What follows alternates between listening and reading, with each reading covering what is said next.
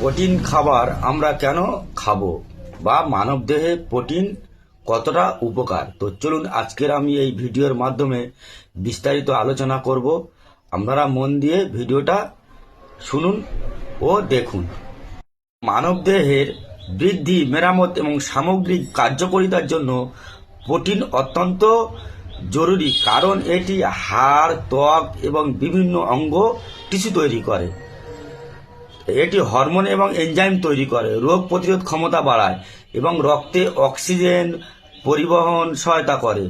Protein শরীরে প্রতিটি কোষে থাকে এবং কোষ ও টিস্যুর মেরামত ও রক্ষণাবেক্ষণের জন্য এটি অপরিহার্য।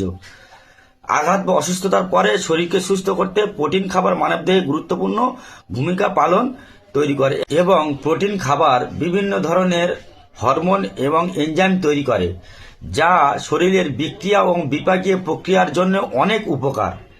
তো আপনারা চেষ্টা করুন অন্তত সপ্তাহে 3 থেকে 4 দিন প্রোটিন খাবার খাওয়ার জন্য।